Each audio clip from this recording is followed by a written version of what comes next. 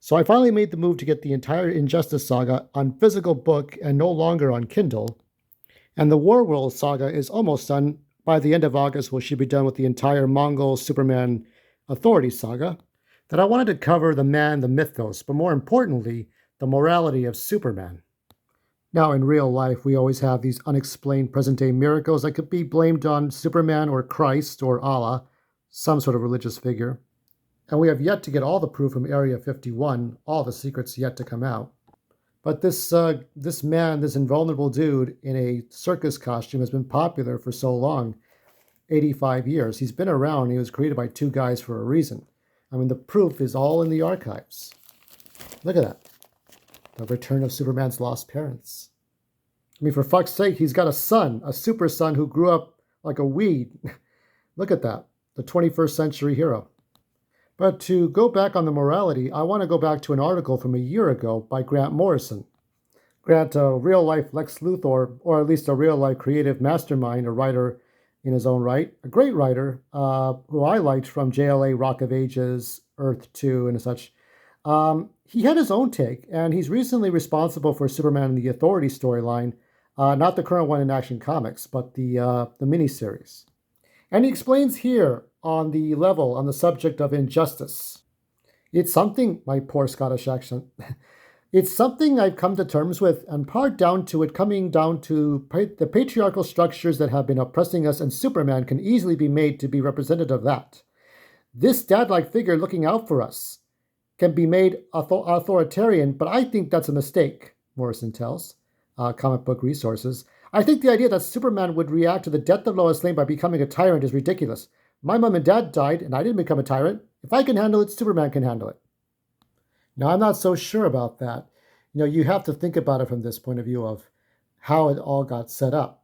Now, if I may play devil's advocate, Mr. Grant Morrison, I would say this man, now, if your dad accidentally killed your mom, thinking your mom was a burglar, and by killing mom, it sets off a bomb that destroys the whole village where all of his friends, it's like George Bailey from It's a Wonderful Life. He killed all of his friends in the town, besides killing his wife. That has to change something about him. That has to transform something about Superman into something like a tyrant. Something would change. If you recall in the animated series, I think it was called A Better World or something like that, in which Superman wore black after Lois Lane died of an intergang incident. Her car exploded, but she never made it out. So Superman became mechanical, worked for Lex Luthor. But I don't know if he ever killed anybody. It might have been implied. There were other incidents, but overall, you see a man who is tormented. Even when the Flash died in the Justice League cartoon, it made some sense. But this Superman kept on killing. He killed President Luthor, and he kept on going, didn't he? So what would be the solution, though? If he didn't punch the Joker through the chest with his fists, what would have been a better idea? Here's one example in which you have, this is Superman and Batman Annual number 4 from 2010. This is the animated continuity Batman Beyond, in which you have the Christopher McDonald voice Superman, old Superman. And the Daily Planet's turned into a disheveled nightclub for drug addicts with kryptonite pills. And Lex Luthor is in his hover chair, like Professor X, just laughing at people. But people start disappearing. Do you notice this? Criminals start disappearing in a zap. What's happening? Why are they disappearing?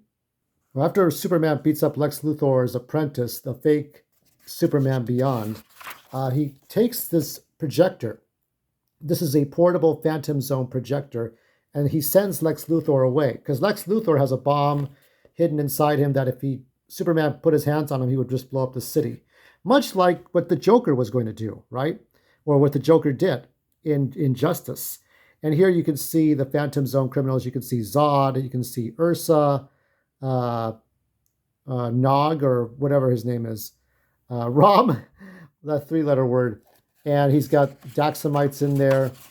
He's got all kinds of criminals. So he puts Terry McGinnis in charge of the Phantom Zone projector while the Superman goes up into outer space, which this turned to a whole shitty story later on. But I respect the writers. They really did a great job.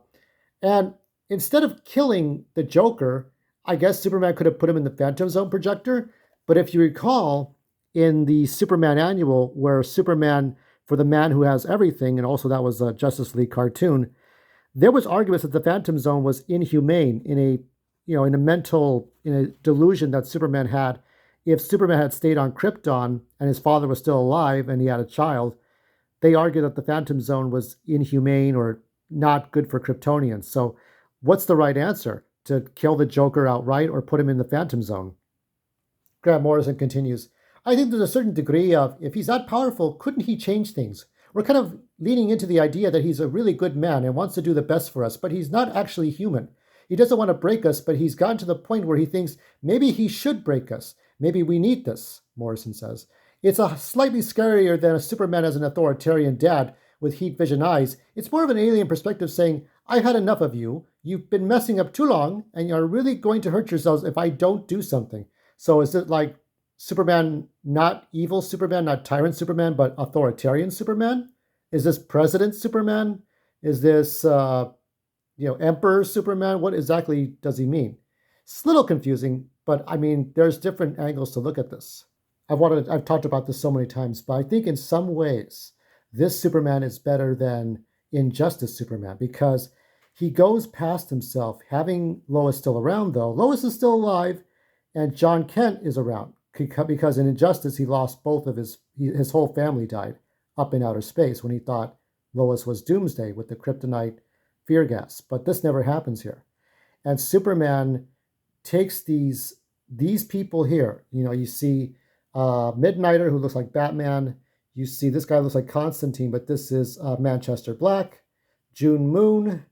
There is the Apollo, Midnighter's boyfriend. It's a woman, but identifies as they, them. This is OMAC, and there's Steel. And there's another one, a speedster on the top right. On the top right here, I forgot her name. But she's a speedster. And Superman takes these people, rather than a Justice League, and then goes to Warworld to free the slaves. Now, at the end of this month, by the time you see this, it's all been taken care of. It's all been resolved. There's some loose ends, but the big questions have been solved. Superman is this 60-year-old teacher, just the way Grant Morrison wanted to see him. The continuity's fucked as far as JFK goes, but Superman is teaching these people. He's not the dictator. He's not a young man. He's not Clark Kent in Smallville learning how to get his powers. He's just he's going beyond. And he's actually smarter than the Kingdom Come Superman we've come to know from 1996, in which he trusts the new generation. He doesn't try to put them in a jail. He now says, I trust you all to do the right things. You are all smarter than I ever could have been in my generation. Well, final thoughts is that when you look at this Superman from Earth 1, the one that was like Twilight, in which he had different job positions he could have taken, but he was too smart for every single job, and he met dishonest people before he hit the Daily Planet. And the classic Superman 59 from the second series from 1991, Lois asks Superman, shows you how unique this situation is. Sometimes I try to think of you as a doctor or fireman type, always on call, but it just doesn't work. In fact, that's something I've always been curious about. You could have become anything in the world your heart desired. Crusading lawyer, athletic superstar, pioneering surgeon, cop, probably even a president. Why become a Superman? Well, it's one of the few professions that exist where I can compete on equal footing with everyone else, considering the Daily Planet. Imagine the advantages of being an invulnerable cop, a flying fireman, or doctor with X-ray vision. But even now, I sometimes see the injustices of the world, and I think if I was king of the world, you still haven't answered my question. Why be a Superman? Because, Lois, because no one else can.